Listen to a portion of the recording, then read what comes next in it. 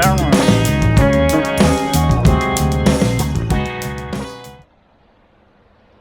We had to stop for this sunrise. It's bloody killer. GoPros don't do it good enough. I mean, what's the words I'm looking for? Don't do it justice. That's the one I'm looking for. It was just popping over the horizon, but it's just up and over now. Paparazzi over here is getting a photo of his bike with it. So, let me pause my music. You always set out with good intentions and they don't always come out to fruition, right? I had an idea about what I was going to talk about on yesterday's ride when I was out with Andrew, and you get in the ride and it gets hard and then you don't talk. So, but I did talk to him, which was good because that was sort of part of what I was going to talk about in the video. Sorry about the darkness. Found somewhere with a bit of light. What I was trying to say was that there seems to be a bit of a movement, especially with males, about coming back together, because I remember when I was younger I had my mates all around me, but I mean, when you're 18, 16, 17, 18, 19, 20, all those boys, I mean, the goal's pretty common. It's get drunk and chase chicks, and when real life happens, those friends, I don't know if I let go of them or I got let go of, but I had my kids, well, we had our kids really young. We were 22 when we had Isaac, and then I thought, well, I'm the man of the house now, my family's my friends, that's all I really need. And in most cases that can be true, but the last 12, 18 months I have been having a good time mentally, and a couple of people have reached out to me and I've lent on them quite a lot to voice my concerns, talk about what's going on. They've helped me through some bad times, especially after my crash, and through that I've learned that I need to do the same. So I'm reaching out to people that I don't normally reach out to. Like, I've got riding buddies obviously, but I want to make some of those riding buddies actual buddies, you know what I mean? People that you talk to, check in on, they do the same thing for you, so call up for a beer when you need to.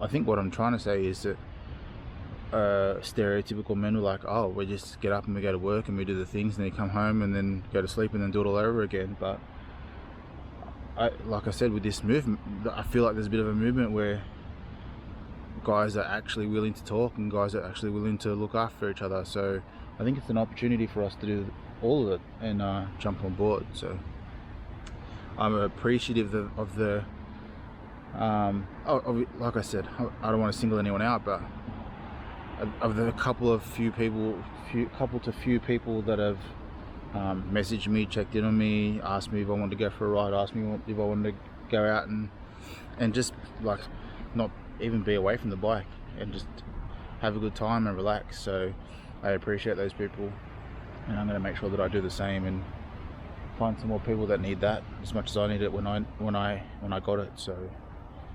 that was yesterday's ride though. Today's ride is the group ride, and I really don't think I'm going to have much of an opportunity to pull this camera out because I'm going to be breathing out of my asshole. But if I can, you'll see it. You'll probably just hear me heavy breathing the whole time. This is the ride that I normally get dropped on, and it's normally like halfway through the ride. It's not even like at the end. It's really early.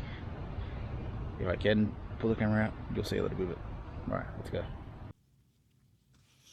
Like I was saying before, when I was younger I had mates everywhere. It was work mates, weekends away with friends, sports mates. Oh, it was easy. Then as you get older and real life gets in the way, you're not sure who those mates are and if they stay around or if you stay around.